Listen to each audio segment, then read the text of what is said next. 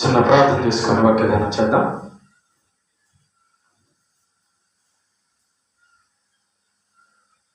పరలోకమందున మా కన్న తండ్రి, నీ యొక్క పరిశుద్ధమైన పాదాలకు నమస్కారం తెలియజేస్తూ ఉన్నాం.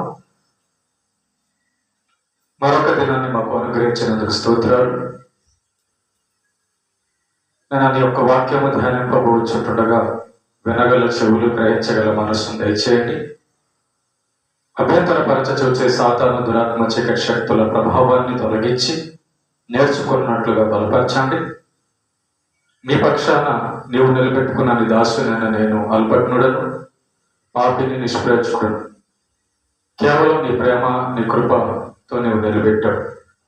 అందరితో మాట్లాడి నీవు మహిమ పొందమని, మా ఆత్మీయ జీవితానికి ఆశీర్వాదం కలుగ చేయమని క్రీస్తు యేసు పేరిట ప్రార్థిస్తున్నాము తండ్రి, ఆమేన్. ప్రేమల దేవుని పిల్లరా, దేవుడు మనిషి చేసేటటువంటి కార్యాలకు, పనులకు భూమి మీద శిక్షను వేయొచ్చు, భూమిని వీడిన తర్వాత కూడా శిక్షను వేయొచ్చు. భూమి మీద ఉన్నప్పుడే, బ్రతికి ఉన్నప్పుడే దేవుడు మనిషిని శిక్షిస్తున్నప్పుడు ఆ మనిషి తెలుసుకొని ఈ శిక్ష నాకు ఎందుకు వచ్చింది అని తెలుసుకొని మారు మనసు పొందితే బాగుంటుంది. దేవుడు అలాగా చేయడానికి ఎంతో ఆశ కలిగి ఉంటాడు. కనుక దేవుడు మనుషులందరూ రక్షణ పొందాలని కోరుతూ మనుషులందరినీ కూడా మంచి మార్గంలో నడిపించడానికి అనేక కార్యాలు చేస్తూ ఉంటాడు. ఒక మనిషి గురించి మనం బైబిల్లో ఆలోచన చేస్తే, ఒక వ్యక్తి ఉన్నాడు, ఒక స్థలం ఉంది. యోహాను సువార్త 5వ అధ్యాయము 2వ వచనంలో, యెరూషలేములో గొర్రెల ద్వారము దగ్గర హెబ్రీ భాషలో బేతెస్దా అనబడిన ఒక కోనేరు కలదు. ఆయా సమములకు దేవదూత కోనేటిలో దిగి నీళ్లు కదిలించుట కలదు. నీరు కదిలింపబడిన పిమ్మట మొదట ఎవడు దిగునో వాడు ఎట్టి వ్యాధి గలవాడైనను బాగుపడును. కనుక ఆ మంటపములో రోగులు, గుడ్డివారు, కుంటివారు, ఊచకాలు చేతులు గలవారు గుంపులు పడి ఉండేది. ఒక కోనేరు ఉందంట, బేతెస్దా అనే కోనేరు ఒకటి ఉంది. ఆ కోనేరులో ఒక సమయంలో దేవదూత వచ్చి ఆ నీళ్లు కదిలిస్తాడు. ఆ నీళ్లు కదిలించినప్పుడు ఎవరైతే మొట్టమొదటగా ఆ నీళ్ళలో దిగుతారో అతనికి ఎలాంటి రోగం ఉన్నా ఆ రోగం నయమైపోతుంది. దేవుడు అలాంటి పరిస్థితిని ఆ కాలంలో ఏర్పాటు చేశాడు. కనుక ఆ కోనేటి దగ్గర కుంటివారు, గుడ్డివారు, రకరకాల పక్షవాతం కలిగిన రకరకాల మనుషులందరూ కూడా ఆ కోనేటి దగ్గర దేవదూత వచ్చి నీళ్లు కదిలించే సమయం కోసం ఎదురు చూస్తూ ఉంటారు. దేవదూత వచ్చి నీళ్లు కదిలించగానే నేను ముందు వెళ్ళాలని ముందుకెళ్తారు.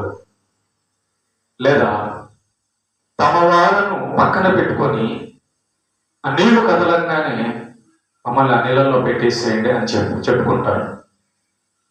అలాగా తమ బంధువులు, బలగం ఉన్న వాళ్ళందరూ కూడా, బాగా నడవగలిగిన వాళ్ళందరూ కూడా ఆ కోనేటి దగ్గర ఎదురు చూస్తూ ఉండేవాళ్ళంట. దేవదూత వచ్చి ఎప్పుడైతే నీళ్లు కదిలిస్తాడో, బంధువులు, బలగం ఉన్నవాళ్ళైతే వెంటనే తమ వారిని దాంట్లో వేసేస్తారు. లేదా కొంచెం కాళ్ళు చేతులు నడవగలిగిన వాడైతే వెంటనే దాంట్లోకి దూకేస్తాడు. అలాగా కొంతకాలంగా జరుగుతూ ఉంది ఆ యొక్క కోనేటిలో, బేతెస్దా కోనేటిలో. అయితే ప్రేమను దేవుని బిడ్డలారా, ఆ కోనేటు యొక్క గట్టు దగ్గర 30 30 సంవత్సరాల నుంచి 38 ఏళ్ల నుంచి వ్యాధి గల ఒక మనుషుడు ఉన్నాడంట. ఆ కోనేటి ఒడ్డు దగ్గర 38 సంవత్సరాల నుంచి అక్కడ ఉన్నాడంట. చూడండి ఎంత ఘోరమైన పరిస్థితో, ఎలాంటి స్థితితో. అంటే తనకొచ్చిన రోగం తనని బాగా బాధ పెడుతున్నందువలన ఈ రోగం నుంచి ఎలాగైనా నేను తప్పించుకోవాలని ఆ కోనేటి దగ్గరికి చేరాడు. ఎవరినో అడుగుంటాడు నాకు తెలిసి. ఎందుకంటే ఇతనికి కానీ ఎవరైనా బంధువులు ఉంటే ఒక్కడిగా ఉండేవాడు కాదు. దేవదూత వచ్చి నీళ్లు కదిలింగానే ఇతను వేసేసేవాళ్ళు, ఇతను స్వస్థపడి వెళ్ళిపోయేవాడు. ఇతనికి ఎవరో వచ్చి అక్కడ వేసేసారు, వెళ్ళిపోయారు అంతే. ఇక ఇతను ఆ కోనేటు గట్టు దగ్గర చేరిన కాడి నుంచి 38 సంవత్సరాలైంది. నిజంగా ఒకసారి ఆలోచన చేస్తే ఒక వ్యక్తి హాస్పిటల్లో ఒకరోజు ఉండాలంటేనే చాలా బాధగా ఉంటుంది. ఒక వ్యక్తి రోగంతో ఒకరోజు బాధపడితేనే చాలా బాధగా ఉంటుంది. అలాంటిది ఈ యొక్క మనుషుడు ఆ రోగం అతనికి వచ్చేంతకాలం అయిందో కానీ 38 సంవత్సరాల నుంచి రోగంతో బాధపడుతూనే ఉన్నాడు. 38 సంవత్సరాల నుంచి ఆ బేతెస్దా కోనేటి ఒడ్డు దగ్గరే ఉన్నాడు. 38 సంవత్సరాలు అయింది నేలల్లోకి దిగడానికి. 38 సంవత్సరాలు గడిచిపోయాయి ఎదురు చూసి. ఎందుకు ఇలాంటి పరిస్థితి తనకు వచ్చింది, ఏంటి తెలియని ఒక కథ అంటే, యేసు ప్రభు అక్కడికి వచ్చాడు. వచ్చి 38 సంవత్సరాల నుంచి ఇతడు రోగంతో అక్కడ పడున్నాడని చూశాడు. చూసి అతనితో అంటున్నాడు 6వ వచనంలో, యేసు వాడు పడి ఉండుట చూచి వాడప్పటికి బహుకాలం నుండి ఆ స్థితిలో ఉన్నాడని ఎరిగి స్వస్థపడ కోరుచున్నావా అని వాడిని అడగగా, యేసు ప్రభు వాడిని అడిగాడంట, బాగుపడాలని కోరుకుంటున్నావా, స్వస్థపడాలని కోరుకుంటున్నావా అని అడిగాడు. ప్రేమన దేవుడు బిడ్డలారా, దేవుడు మనల్ని ఆత్మీయ కోణంలో కూడా అడుగుతున్నాడు. మన జీవితాలు చెడిపోయిన జీవితాలుగా ఉంటాయి. రోగమే కాదు, రోగం వస్తేనే మనిషి చెడిపోయినట్టు కాదు. చెడు వలన కూడా మనిషి చెడ్డవాడుగా, చెడిపోయిన వాడుగా ఉంటాడు. రోగం వస్తేనే మన దేహానికి ఇబ్బంది కాదు, పాపం వస్తే రోగం కంటే ఎక్కువ ఇబ్బంది. కనుక దేవుడు ఈరోజు మనల్ని, మనుషులందరిని అడుగుతున్నాడు, నువ్వు బాగుపడాలని కోరుకుంటున్నావా? ఏం బాగుపడాలి ప్రభు నేను అంటే,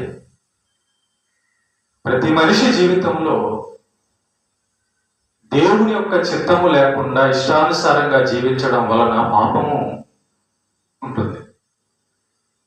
ఏ మనిషి అయితే తన ఇష్టానుసారంగా బతుకుతుంటాడో, భయము లేకుండా, దేవుని భయం లేకుండా, నీతి లేకుండా బతుకుతూ ఉంటాడు, ఆ మనిషి జీవితంలో పాపమే కదా.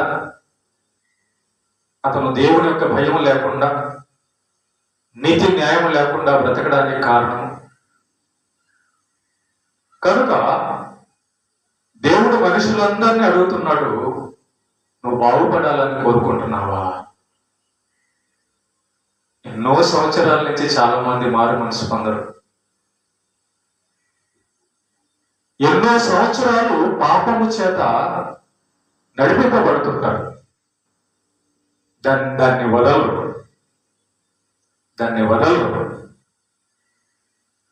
దాన్ని వాటేసుకొని ఉంటారు.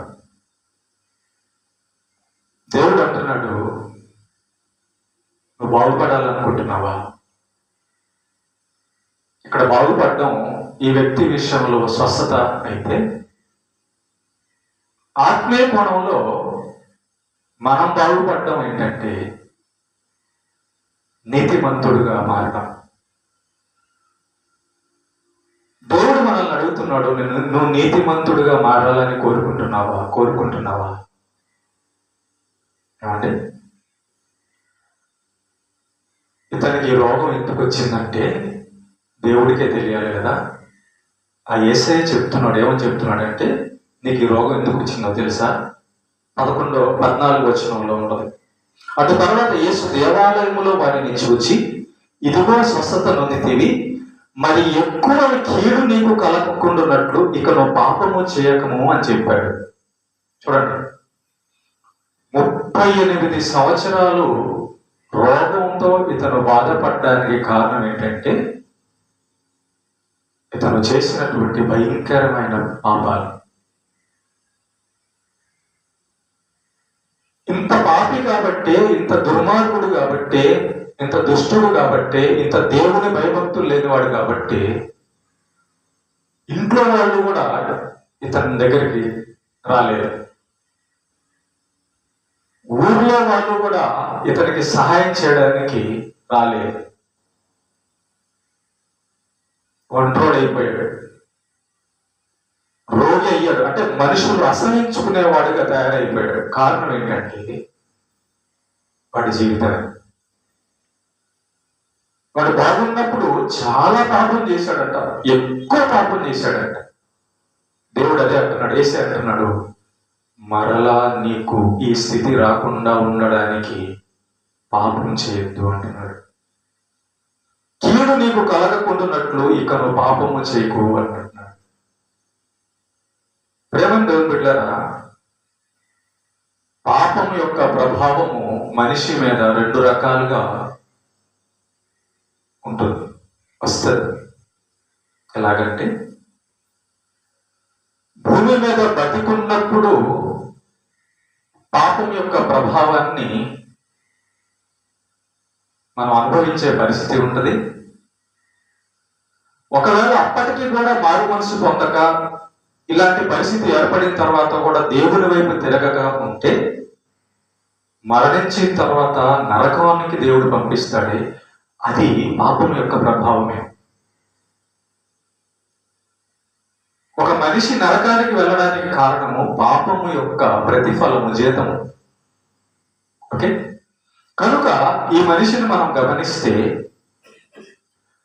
చాలా గర్వంతో ఉండి బతుకుంటాడు. ఇతను గర్వం ఏంటంటే లెక్కలేనితనం అన్నాడు. లెక్క లేకుండా దేవుడు అంటే నాకే ఏమవుతుంది తర్వాత చూద్దాం లేదు, ఎవరేం చేస్తారు, నా గురించి తెలుసా, నాకు ఎమ్మెల్యే తెలుసు, నాకు డబ్బు ఉంది, నాకు బలగం ఉంది,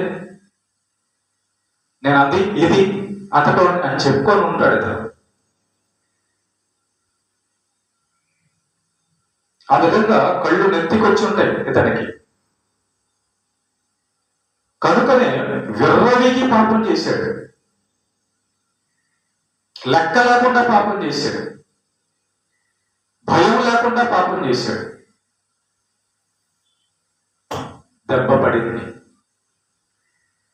దేవుడు అతని బ్రతుకుకి నరకానికి వెళ్ళక ముందే శిక్ష వేశాడు.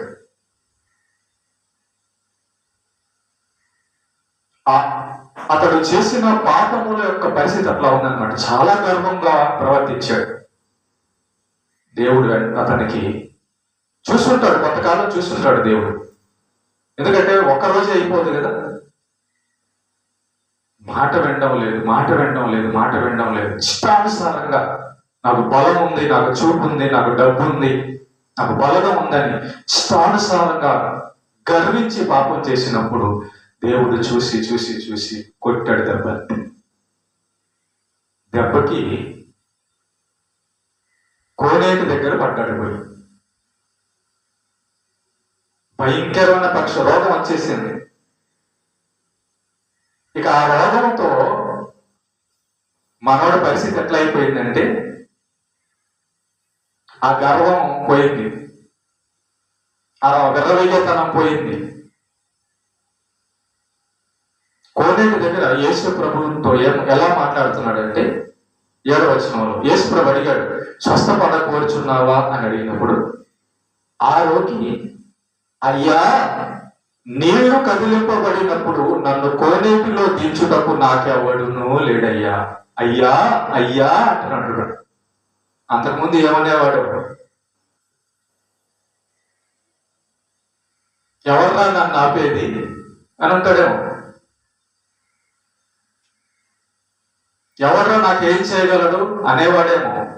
అనే బతికేవాడు. గుర్తుపెట్టుకోండి ప్రేమ బిడ్డలారా, దేవుడు ఉన్నాడు కనుక మనిషి ఆలోచనతో మాట్లాడాలి, ఆలోచనతో బ్రతకాలి. ఈరోజు నాకు బలం ఉంది కదా, ఈరోజు నాకు ధనం ఉంది కదా, ఈరోజు నాకు బలగం ఉంది కదా అని చెప్పని ఇష్టానుసారంగా మాట్లాడితే, ఇష్టానుసారంగా చేస్తే మనుషులు ఒకవేళ నిన్ను ఏం చేయకపోవచ్చు, కానీ అతన్ని దేవుడు మాత్రం వదలడు. బెదిరించవచ్చు, బలాత్కారం చేయొచ్చు, రకరకాలు చేయొచ్చు, కానీ ఖచ్చితంగా దానికి ప్రతిఫలం ఇచ్చే దేవుడు ఉన్నాడు. ఈ వ్యక్తి అంతటి గర్వ స్వభావం కలిగి అంతటి భయంకరమైన పాపాలు చేసేవాడు కాబట్టి దేవుడు అతనికి అంతటి భయంకరమైన శిక్షను వేసేసాడు. వేసి నా తర్వాత ఇప్పుడు ఎలా మాట్లాడుతున్నాడు? అయ్యా అంటున్నాడు.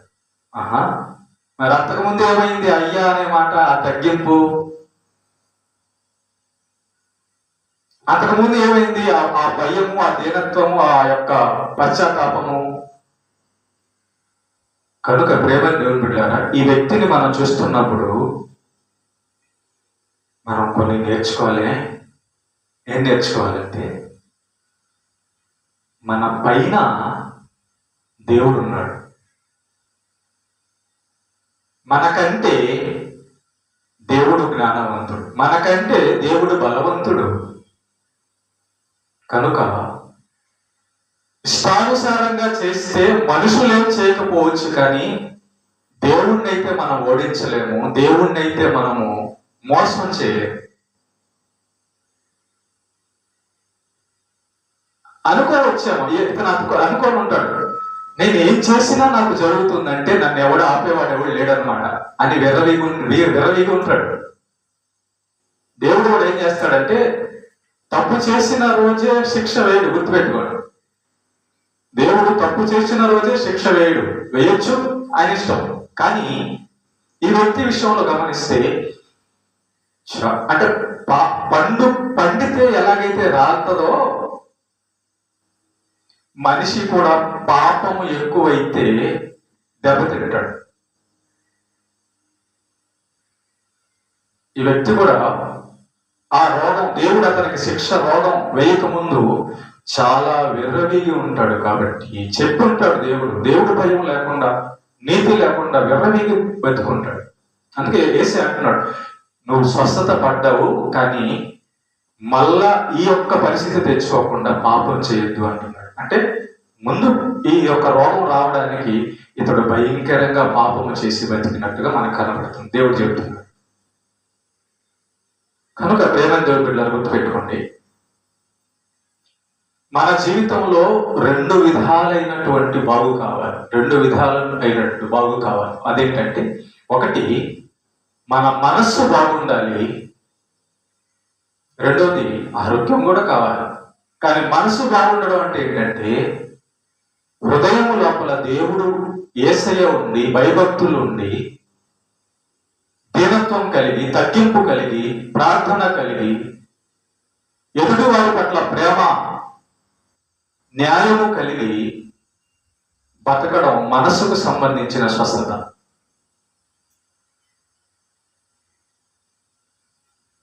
నీ మనసు స్వస్థత ఆరోగ్యంగా ఉందా ప్రశ్నించుకోవాలి. మనం ఒంటి యొక్క ఆరోగ్యం గురించి ఆలోచిస్తామే కానీ హృదయం ఆరోగ్యంగా ఉందా?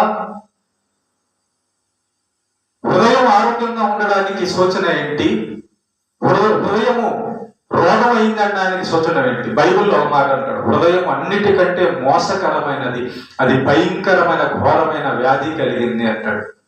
హృదయానికి వచ్చే రోగం ఏంటంటే, గుర్తుపెట్టుకోండి, హృదయానికి వచ్చే రోగం ఏంటంటే దేవుడు చెప్పిన మాట వినడం లేదంటే ఆ హృదయానికి, ఆ మనస్సుకి, ఆ ఆత్మకి రోగం పట్టింది అని అర్థం. ఏ రోగం? దేవుణ్ణి లెక్క చేయని రోగం, దేవునికి భయపడని రోగం. ఈ రోగాలు ఎప్పుడు విన్నారా మీరు? మనకి ఎయిడ్స్ తెలుసు, బీపీ తెలుసు, షుగర్ తెలుసు, రకరకాల వ్యాధులు తెలుసు మనకి, జ్వరము, జలుబు, దగ్గులు. మనసుకు పట్టే రోగము పాపము.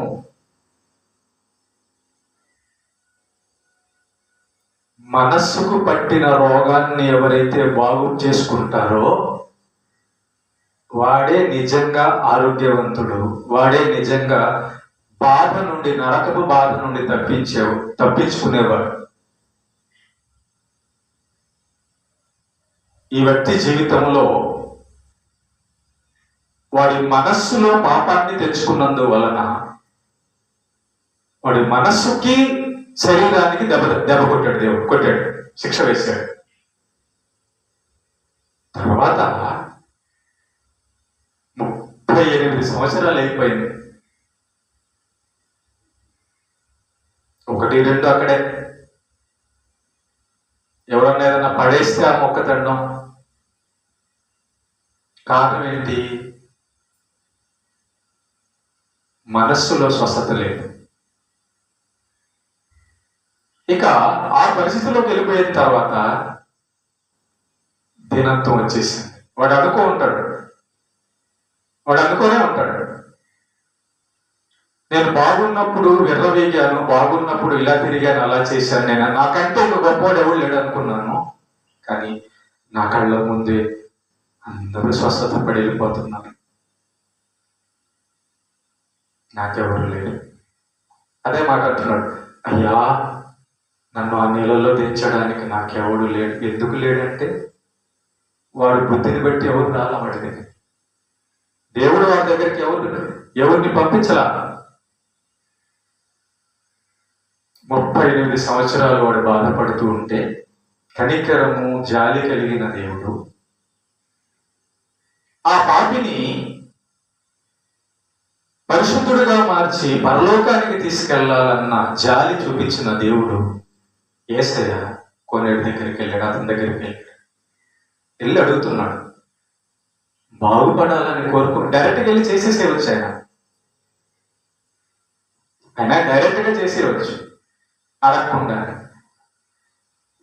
కానీ దేవుడు అడిగి చేస్తాడు, అడిగితే చేస్తాడు. మన జీవితం చెడుదారుల్లో ఉంటే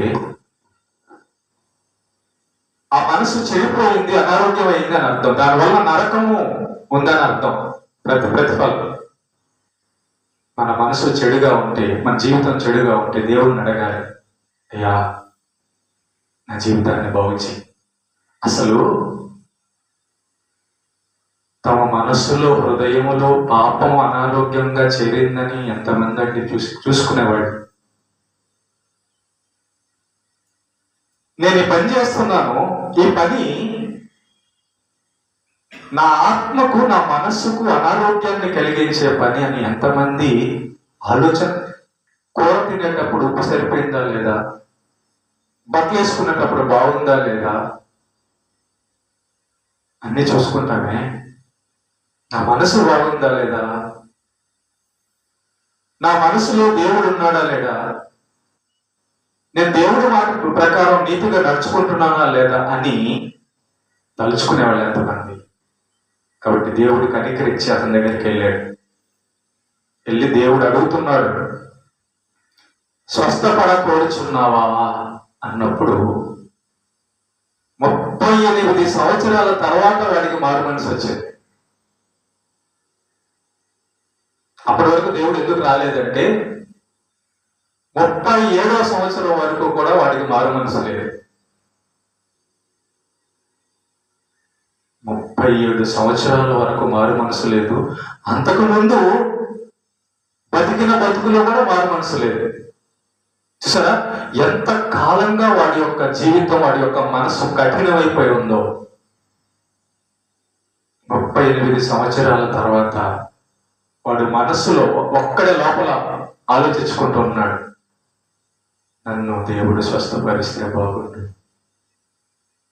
ఇంకా నా వల్ల కాదు, నేనెంత గొప్పవాడినో అని విర్రవీగినోడు ఆ 38 సంవత్సరాల నుంచి పడిపోయిన తర్వాత వాడి యొక్క గర్వం అంతా దిగిపోయింది. చూసారా, నేను ఇంతటోడిని అని చెప్పుకున్నాడు ఒక్క అడుగులో ఉన్న నీళ్ళని చేరుకోలేకపోతున్నాడు. ఎంతండి మన యొక్క దేహాలు, ఎంతండి మన యొక్క ప్రాణం, ఎంతండి మన బ్రతుకులు. చాలా మంది రాజులు మట్టిలో కలిసి ఉన్నారు.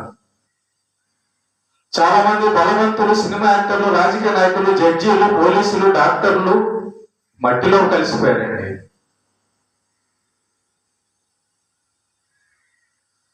కనుక ఈ రోజు నాకు బాగుంది కదా, ఈ రోజు నన్ను ఎవరు ఎదిరించేవాళ్ళు లేడు కదా, ఈ రోజు నేనేం చేసినా జరుగుతుందంటే దేవుడు ఒప్పుకోడు.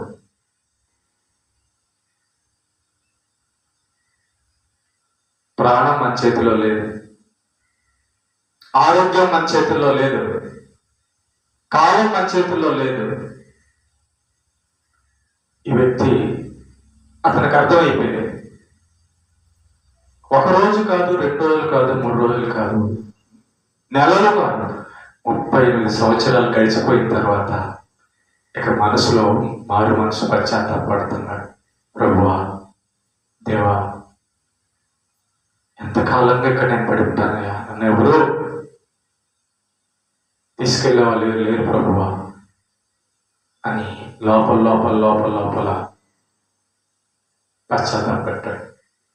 అందుకే దేవుడు దిగొచ్చాడు, అడిగాడు కూడా, పశ్చాత్తాపడగొడుతున్నావు, అవునయ్యా, నేను వెళ్ళలేకపోతున్నాను, నాకైతే ఇష్టం ఉంది స్వస్థపడాలని అన్నప్పుడు, సరే యేసు అంటున్నాడు, నీవు లేచి నీ పరుపెత్తుకొని నడుమని వారితో చెప్పగా వెంటనే వాడు స్వస్థత నొంది తన పరుపెత్తుకొని నడిచెను.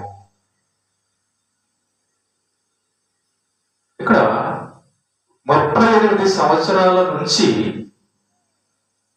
ఈ వ్యక్తి విషయంలో ఒక మాట మనం ఆలోచన చేయొచ్చు. 38 సంవత్సరాలుగా కనిపెట్టుకున్నాడు. అయితే నమ్మకంతో ఉన్నాడు, రేపైనా బాగుపడతా, ఎల్లుండైనా బాగుపడతా, వచ్చే సంవత్సరం అయినా బాగుపడతా, ఆ విశ్వాసం ఉంది. కాబట్టి ఈ వ్యక్తిలో మనం ఒక 2-3 విషయాలు మనం ఆలోచన చేయొచ్చు.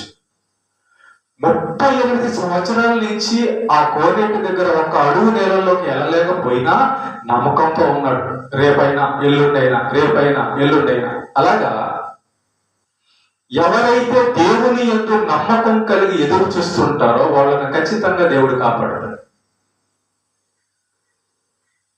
దేవుడు తన కొరకు నమ్మకం కలిగి, విశ్వాసం కలిగి ఎదురు చూసేవారిని ఖచ్చితంగా కాపాడతాడు. ఒకటి. రెండవది,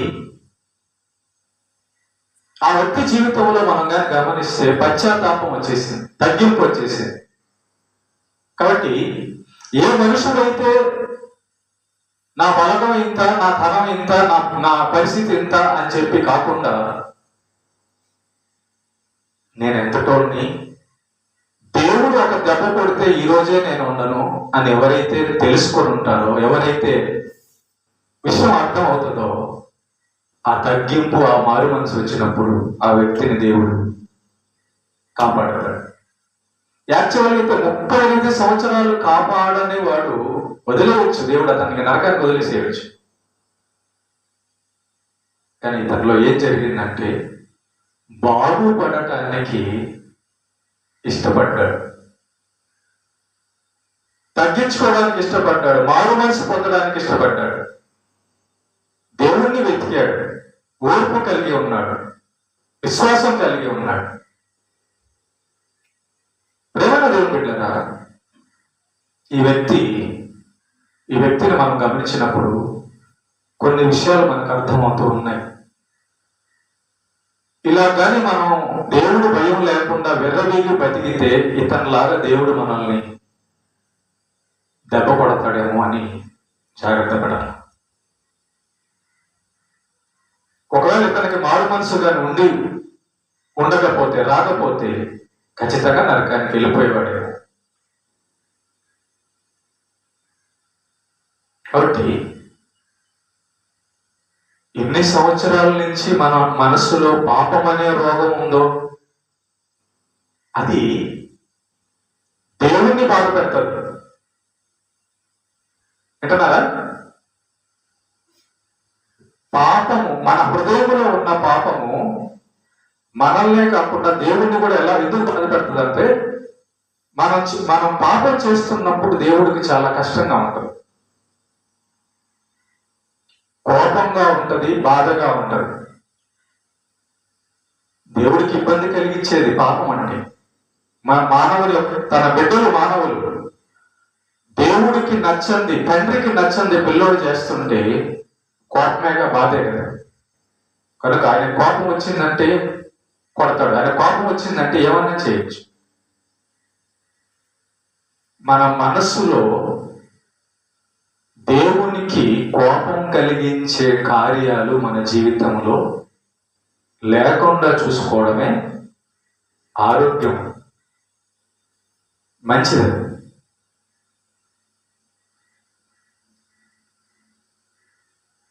ప్రేమను తెలిపిటారా? దేవుడిచ్చిన కాలం చాలా చిన్నది కనుక ఈ కాలం దేవుడిచ్చాడు కాబట్టి ఏ రోజు ముగిస్తాడో మనకు తెలియదు, ఏ రోజు ముగిస్తాడో మనకు తెలియదు. చూడండి, నేను డబ్బు ఉన్నోడిని, నేను బలగం ఉన్నోడిని, నేను పదవి ఉన్నోడిని అనుకున్న వాళ్ళందరూ ముసలోళ్ళు ఎవరా? ముసలోళ్ళు ఎవరా? వాళ్ళ డబ్బుతో, వాళ్ళ బలగంతో, వాళ్ళ బలంతో రోగాలు రాకుండా, ముసలోళ్ళు అవ్వకుండా చేసుకోవచ్చుగా వాళ్ళ అధికారంతో. కుదరదు.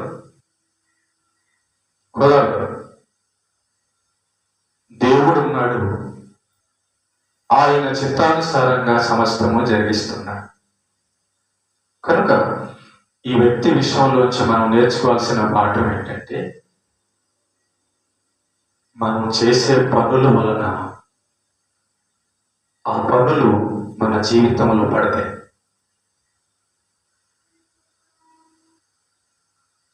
మనం ఏ పని చేస్తున్నామో ఆ పని దేవుడికి నచ్చేదా, దేవుడికి నచ్చందా చూసుకోవాలి. ఇది చూసుకోకుండా ఇష్టానుసారంగా చేస్తుంటే ఇతని విషయంలో చూడండి, 38 సంవత్సరాలు దేవుడు ఇతన్ని బాగు చేయాలి. 38 సంవత్సరాలు దేవుడు అతన్ని వదిలేశాడు, బాధగా వదిలేశాడు. ఆ నరకంలో దేవుడు ఒక చిన్న రోగమే 38 సంవత్సరాలు బాధ పెడితే ఇక మనిషిని దేవుడు నరకంలో పడేస్తే ఆ నరకంలోంచి మనిషి బయటికి రాలేక యుగాలు బాధపడాలి. ప్రేమ అయితే దేవుడు ఎంత మంచోడు, ఎంత కనికరం కలిగినోడు చూడండి. మంచిగా బతకడానికి, మారు మనసు పొందడానికి, తగ్గించుకొని ఉండడానికి మనస్సు ఎవరైతే కలిగి ఉంటాడో వాళ్ళని దేవుడు ఖచ్చితంగా కాపాడతాడు.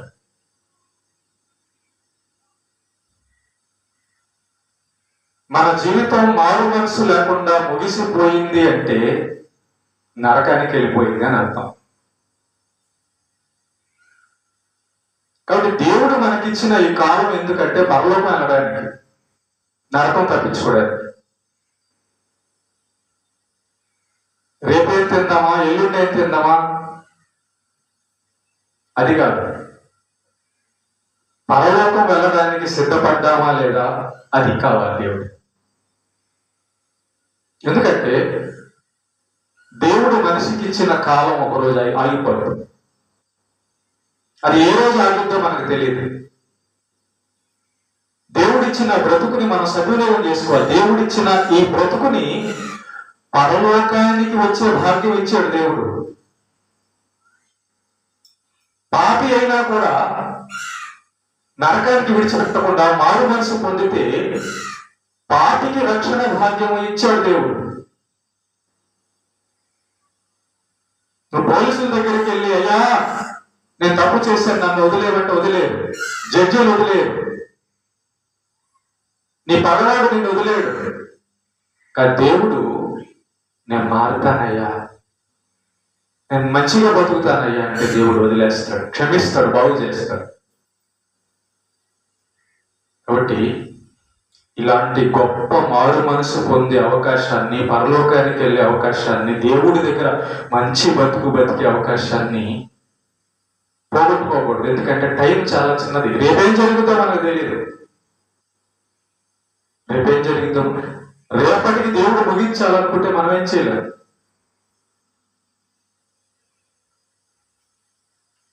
ఈ వ్యక్తి స్వస్థత పడకూర్చున్నావా అన్నప్పుడు, అయ్యా నేను స్వస్థత పడకూర్చున్నాను అన్నాడు. మన జీవితాల్లో రోగాలను మాత్రమే కాకుండా ఆత్మ సంబంధమైన హృదయములో, మన మనసులో ఏమైనా రోగాలు ఉన్నాయా, దేవుడికి నచ్చని రోగాలు, పాపాలు చూసుకొని, అయ్యా నేను బాగుపడాలనుకుంటున్నాను, ఒక మాట చెప్పి నేను ముగించేస్తాను. కోరుకోకూడదు. మనం ఏం కోరుకోకూడదు అంటే, దేవుడికి ఏది నచ్చదో, దేవుడికి ఏది ఇష్టం లేదో దాని మీద మనం ఆశపడకూడదు.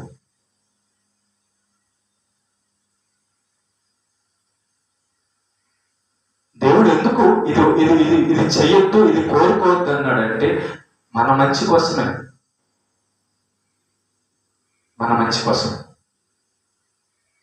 ఒక మాట, మందు బాటిల్ మీద, సిగరెట్ మీద ఇది తాగితే చచ్చిపోతావు అని రాసి ఉంటుందా? రాసి ఉంది. కాబట్టి నేను సత్యాన్ని అనుకున్న తాగుతుంటాడు కదా, దాని అర్థం ఏంటి? నేను చావాలనుకుంటున్నా, నువ్వు చావాలనుకుంటున్నా, అయితే తాగు.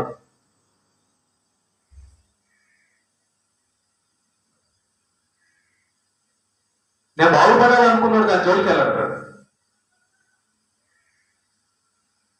నా ఆరోగ్యాన్ని పాడు చేసుకోవాలనుకున్నాడు, దాని జోలికి వెళ్తాడు. దాని మీద రాసి ఉంటుంది మళ్ళా, ఇది తాగితే, ఇది తింటే నీ ఆరోగ్యం చెడిపోద్ది అని రాసి ఉంటుంది.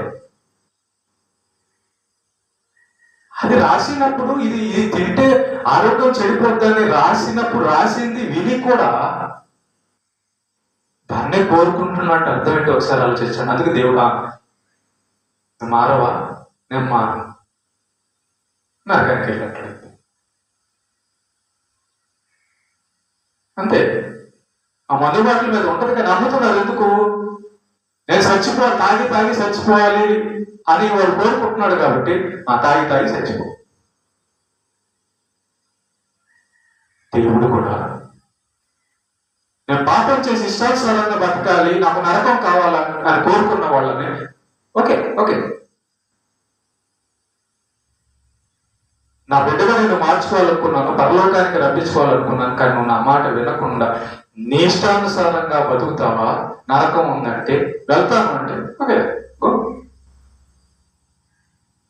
నరకానికి వెళ్ళిన తర్వాత కదండి తెలిసేది. నరకం లేదనుకొని భ్రమతో బతుకుతున్నారండి లోకం. అక్కడికి వెళ్ళిన తర్వాత రారే. దేవుడు అందుకే చూపించాల, వాక్యంలో మాత్రమే రప్పించాడు. గుర్తుపెట్టుకోండి, దేవుడు ఎలాంటోడంటే నా మాట మీరు నమ్మాలంటే, అంటే చూడక ముందే నమ్మాలి, అంటే నన్ను నమ్మాలి అని దేవుడు కోరుకుంటాడు. ఆయన నరకం ఉందని చెప్పినప్పుడు దాన్ని నమ్మాలి. లేదు నీ మాట నేను నమ్మను, దాన్ని చూస్తే నమ్ముతానంటే అంటే నన్ను నమ్మవా, నన్ను అబద్ధికుడు అనుకుంటావా అని దేవుడు అనుకుంటాడు. చూడక ముందే నమ్మాలండి, దాన్నే విశ్వాసం అంటారు. కనుక మన జీవితాల్లో ప్రేమ దేవుని బిడ్డలారా, ఈ వ్యక్తిని మనం చూసినప్పుడు అతడు చేసినటువంటి పాపాల వలన శిక్ష పడి 38 సంవత్సరాలు బాధపడ్డాడు. తర్వాత మారు మనసు పొందంగా దేవుడి దిగొచ్చి అతన్ని స్వస్థపరిచాడు. కనుక మనం విర్రవీగకుండా మన హృదయంలో పరిశుద్ధత, దేవుని గురించిన భయభక్తులు ఉన్నాయో లేదో చూసుకొని హృదయం యొక్క ఆరోగ్యాన్ని బాగు చేసుకుంటూ, మానవ శరీరం ఉంది కాబట్టి కష్ట నష్టాలు, వర్షము, ఎండ, గాలి, చలి వస్తుంది కాబట్టి దేవుణ్ణి అడుగుతూ మన శరీర స్వస్థత గురించి కూడా ప్రార్థన చేస్తూ ముందుకెళ్ళాలి. కనుక ఈ వ్యక్తిలోంచి మనం దేవుడికి వ్యతిరేకంగా బతికి దెబ్బతినడం అనేది చూసాం. మారు మనసు పొందిన తర్వాత దేవుడు అతన్ని రక్షించడం చూసాం. మనం ఎందుకు ఈ వ్యక్తిలా ఉండాలి? మనం ఇంకా 1-2 మంచంలో కూర్చునే స్థితిలోకి వెళ్ళక ముందే ఆ స్థితిలోకి వెళ్ళకుండా దేవుడి పాదాలు పట్టుకోవాలి. ఏమైనా కానీ మనం పరలోకి వెళ్ళిపోవాలి. ఇది మన ఊరు కాదు, ఇక్కడ మనం శాశ్వతంగా ఉన్నాం. నా ఊరు అన్న వాళ్ళందరూ సమాధుల్లో ఉన్నారు.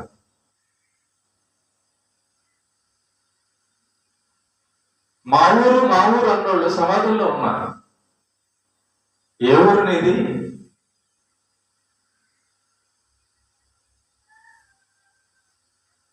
యేసయ్య చెప్పినట్టు యేసు ప్రభువుని నమ్మి బతికితే పరలోకం, భయభక్తులు లేకుండా బతికితే నరకం. అది ఊరు. దేవుడు చెప్పినట్టు భయభక్తులు కలిగిన వాళ్ళ ఊరు పరలోకం. దేవుడికి భయపడకుండా ఇష్టానుసారంగా బతికి చనిపోయిన వాళ్ళ ఊరు నరకం. ఇది మీ ఊరు. అంతే కదా? అంతే. నా ఊరు అనుకున్నాడు ఎవడు ఇక్కడ ఉన్నాడు. ఆ ఊరికి వెళ్ళాలి, దేవుడు ఉండే ఊరికి వెళ్ళాలి. లేదా దేవుడి భయం లేకపోతే నరకం అనే ఊరు వెళ్ళాల్సి వస్తుంది. అలా కాకుండా దేవుడిని సంతోషపెట్టి, దేవుడికి భయపడి, మన మనసును స్వస్థత పరుచుకుంటూ ప్రార్థనలో, వాక్యంలో, భయభక్తుల్లో దేవుడిచ్చిన అమూల్యమైన కాలాన్ని మనం ఆయన్ని సంతోషపెట్టడం కోసం బతికితే గొప్ప లోకాన్ని మన కోసం తీసిపెట్టాడు దేవుడు.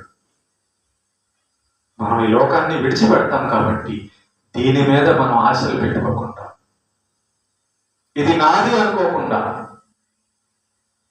బెదిరించకుండా, భయపెట్టకుండా, అన్యాయం చేయకుండా, అబద్ధం చెప్పకుండా, నేనెంత సంపాదించినా ఒకరోజు నన్ను బయటపడేస్తారు, నాకు రాదు అని తెలుసుకొని దేవుడి పాదాలు పట్టుకోవడం శ్రేష్టం. దేవునికి మహిమ కలుగును.